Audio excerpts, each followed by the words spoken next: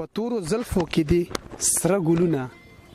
په تورو زلفو کې دي سره ګلونه، لکه چې اور چرته په غره ولګي.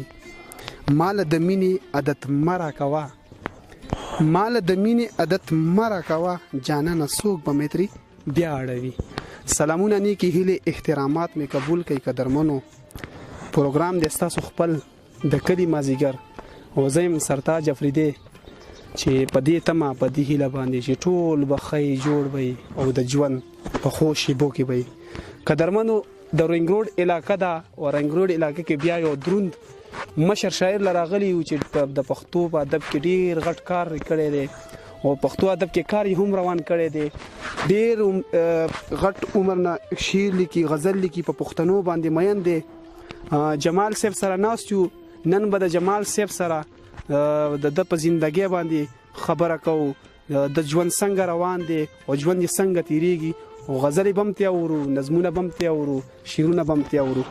جمال صاحب د ټولو ناول خو تاسو ته په خپل د کلی مازیګر پروګرام کې هر کله وایم ستړي مشه. ډیره مننه سرتاج صاحب، تاسو ډیره مننه کوم، شکریا کوم چې راغلی زما زیاته او زما خدمات خلکو ته مخکې کوي. نو تاسو یو جهان مننه، شکریا.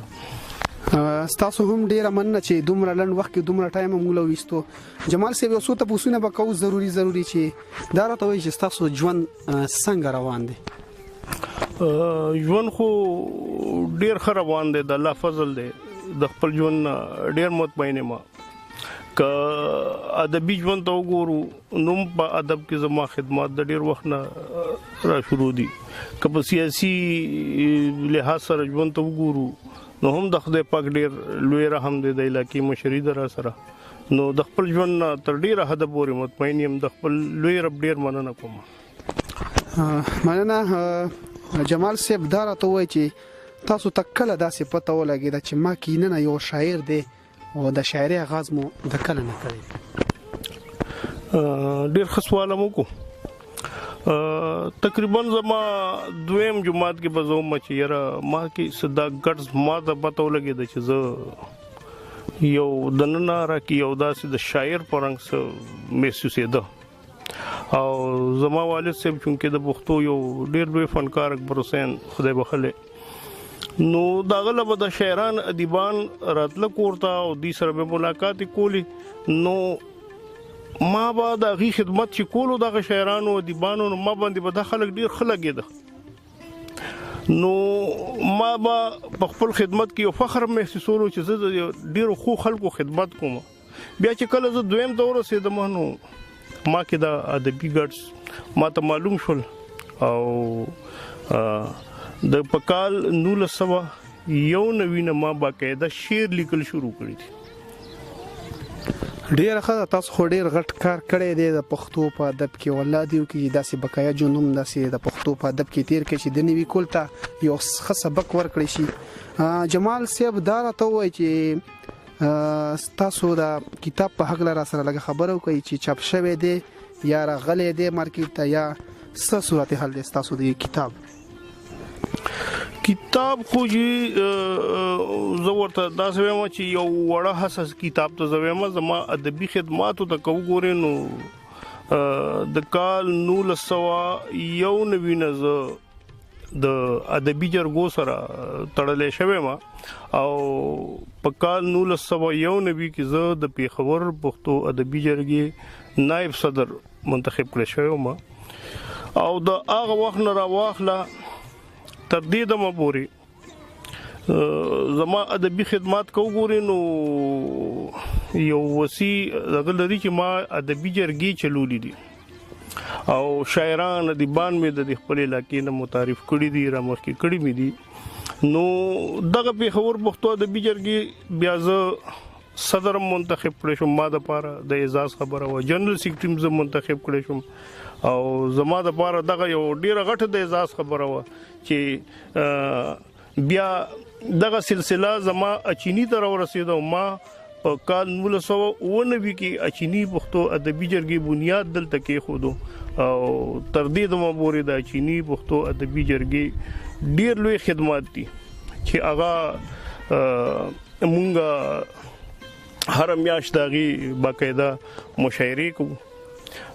په یاد کې د خلکو پروګرامونه کوو او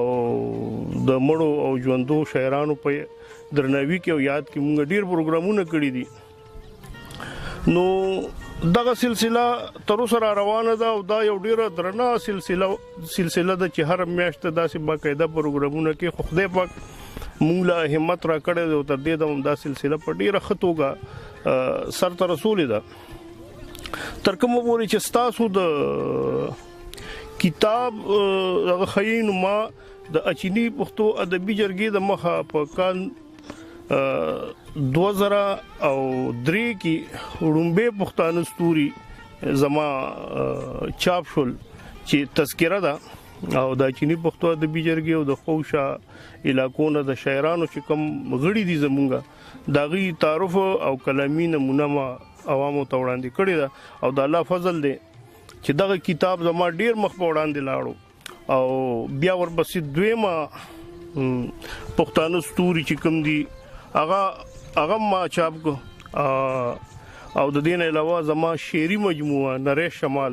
هم ستاسو په وړاندې ده ډیر مننه ډیر ښه کتابونه دي مونږ په یو نظر وانچولو ان شاء الله پړاو به نور مینوال به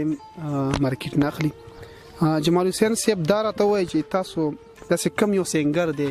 یا کم یو سندرغاړی دی چې تاسو غزل یا ریکارډ کړي یا رباعي او یا داسې خیال مو دی ورته چې ریکارډ کړي په کال 1991 کې زموږ به کلام د ریډیو پاکستان ریکارډ شوی چې خدای بخلی اکبر حسین هغه ریکارډ کړو کلام ډیر مخ په وړاندې لاړو هغه زما یو حوصله افزایی وکړه هغه کلام چې د ریډیو پاکستان او هغه وخت کې ماته د ریډیو پاکستان د شپیتورو پوچک دغه ماته ملو شو چې هغه تر اوسه پورې ما سره پروت د مازان سره د مینې په توګه غلا اخی ده نو دغه زما هغه ډومبه کلام چې کومه سلسله و د 1991 نه زما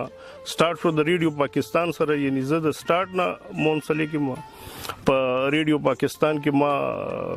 بیا دغه نه پس مشاعریو کې د مزدورانو د پاره نظمونه د ظلمو د پاره نظمونه او چې چرته مونږه ضرورت شونه هغه به په داسې موقع غوښتم او چې د چا د پاره وسه ضرورت نو ما به نظم وړاندې کولو ډیره ښه ده تاسو لپاره ډیره د اجازه خبره ده او الله دیو کې چې نور سنگران هم داسې سندرغاړي چې تاسو غزلي ریکارډ کی او تاسو نه خو وشو وسره سره خپل مینوال بند په انتظار وي نو خپل کلامونه را سره شریک دین علاوه یو خبره تاسو سره اډ کوم دی چې زما کلام صرف یو خدای بخلی اکبر حسین نه دی ویلې نغمي بي ویلې دی معشوق سلطان ویلې دی خورشید نوموړ سنگر دی هغه ویلې دی نو او دا په ریډیو کې په ټي وي کې هم زما کلامونه ریکارډ شوي دي او په 1900 اتنوي کې زما ډومبه کلام د پاکستان ټلویزیون ریکارډ شوی دی او پاکستان ټلویزیون سره ما ډېر مشاعرې هم کړې دي ډېر ښه دا اوس سره خپل کلامونه شریک کړي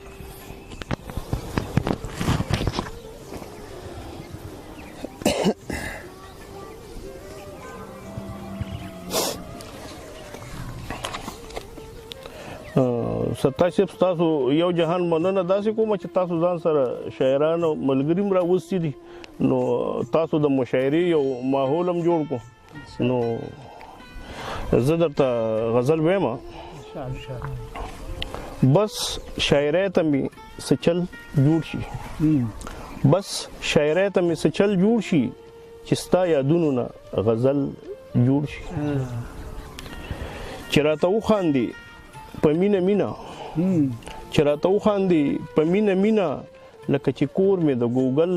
جوړ شي ډېر ونه او زړه لیونې مې بیا قرار نه مومي زړه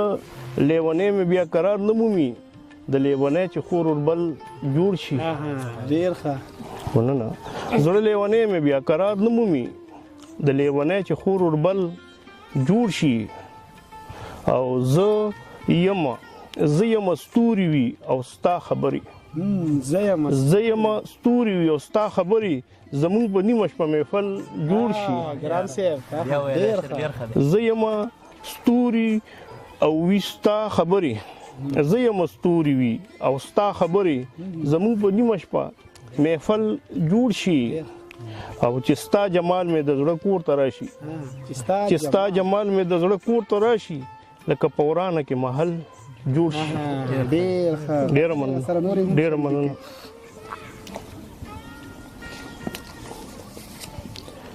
غزل دی ما د خپل ځانه بیلوي خلک ما د خپل ځانه بیلوي خلک ما چې د جانانه بیلوي خلک ما د خپل ځانه بیلوي خلک ما چې د جانانه بیلوي خلک او دا چې مې په سر توري ولاړې دي دا چې مې په سر توري ولاړې دي دا مې ګوله تانه بیلوي خلک دا چې مې په سر توري ولاړې دي دا مې ګوله تانه بیلوي خلک او ما یې وبخور د زړه په وینو کړو ما یې وبخور د زړه په وینو کړو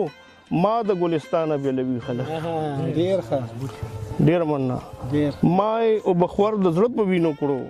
ما د ګلستانه بیلوي خلک او مونږ په پښتو لوزونه کړی دي مونږ په پښتو لوزونه کړی دي ډېر به مو په ګرانه بیلوي خلک ډېر مننه مونږ په پښتو لوزونه کړی دي ډېر به مو په ګرانه بیلوي خلک او خپل په تیارو کې ژوندون شي بیا خپل په تیارو کې ژوندون شي بیا څوک چې د رڼا نه بیلوي خلک ډېر مهرباني او زه پښتون نه ګڼم زه پښتون نه ګڼم څوک چې د کاروانه بیلوي خلک او مقتدا نه ده اوسنۍ کیسه جمال ده نه ده اوسنۍ کیسه جمال ده مونږ خو د پخوانه بیلوي خلک نه ده اوسنۍ کیسه جمال ده مونږ خو د پخوانه بیلوي خلک. غزل دی هغې پورې د ژوند په دې وختونو نه پوهېږم تر څو دی چې په زړه کې په رازونو نه پوهېږم د مینې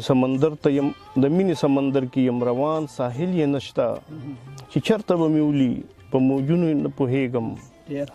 او زما دې په سبا کې کړلو تمام عمر